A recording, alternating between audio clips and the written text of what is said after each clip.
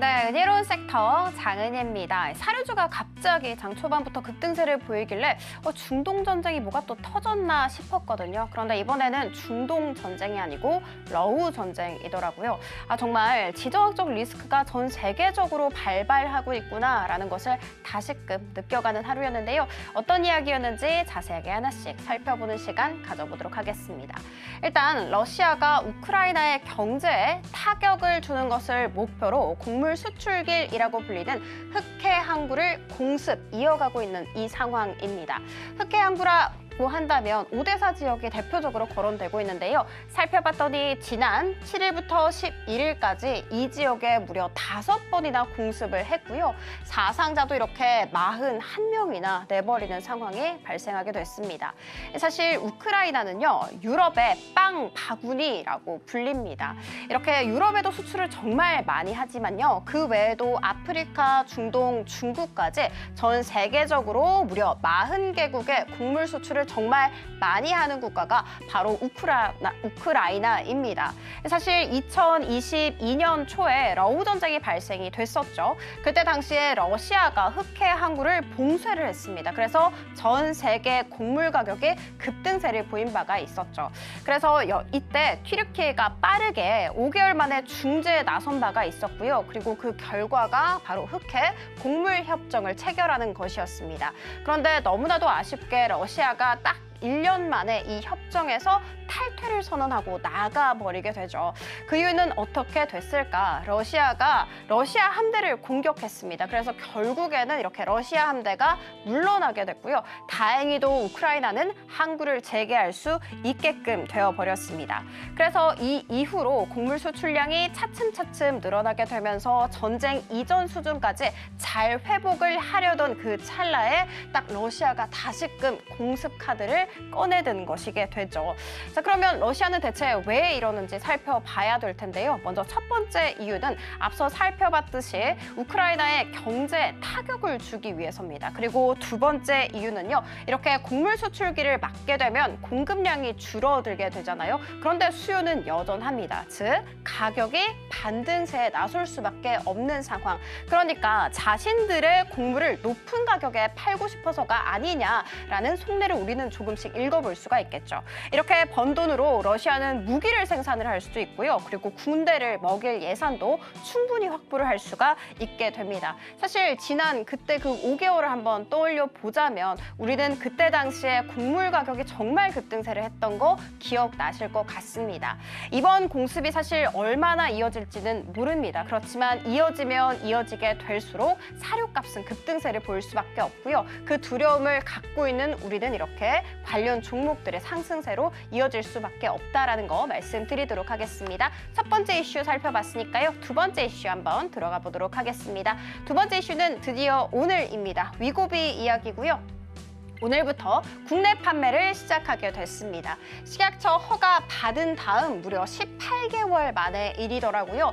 조금 셀 온으로 작용하지 않을까 싶어서 제가 한번 찾아봤더니 일단 모든 종목들 아래에 써놓은 모든 종목들은 오늘 약세를 보이고 있다라는 거 말씀드리도록 하겠습니다.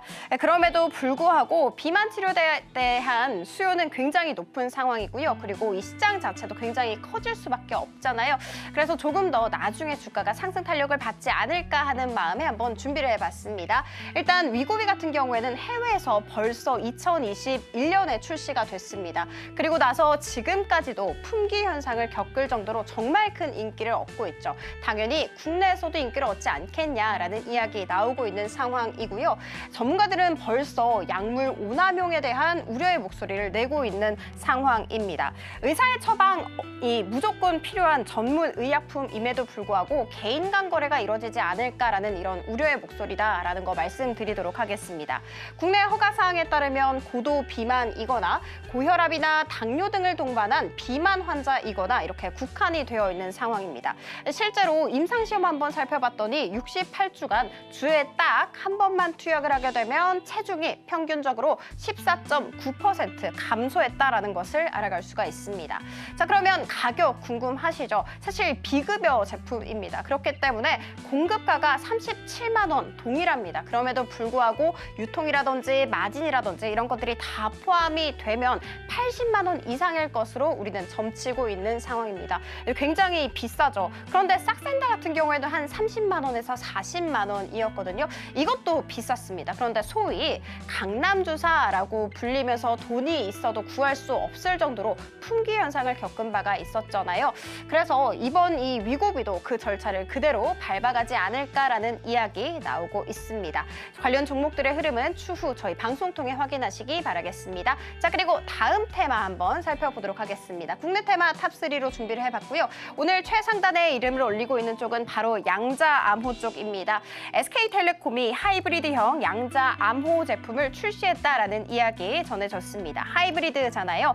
두 개의 암호화가 동시에 진행이 되는 거다 보니까 아무래도 보안성이 높다라는 것이 그 특징입니다. 그래서 오늘 관련 종목들 큰 폭으로 움직임 보여주고 있고요. 오늘은 조선과 조선기자재 또다시 떠들썩하게 움직임 보여주고 있는데요.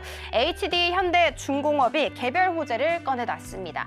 3,400억 원 규모의 공급 계약 체결 공시를 낸 바가 있었는데 벌써 연간 수주 목표의 140%가량을 달성한 것으로 나타났습니다.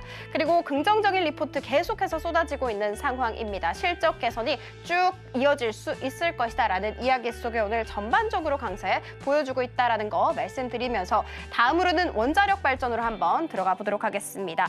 구글이 미국 SMR 업체에 전력을 구매하는 계약을 체결했다라는 이야기 전해지게 되면서 간밤 미증시에서 SMR 관련 종목들이 급등세를 보여줬습니다. 뉴스케일 파워 같은 종목들이 6% 이상 고공행진을 했고요. 그 흐름 그대로 받아가면서 우리 관련 종목들도 움직임 보여주고 있습니다. 은혜로운 섹터 장은이었습니다. 지금 바로 구독을 눌러보세요. 실시간 경제 뉴스, 투자 전문가들의 다양한 시황과 정확한 분석, 또 알찬 투자 정보까지 신뢰할 수 있는 저희 서울경제TV와 함께하세요.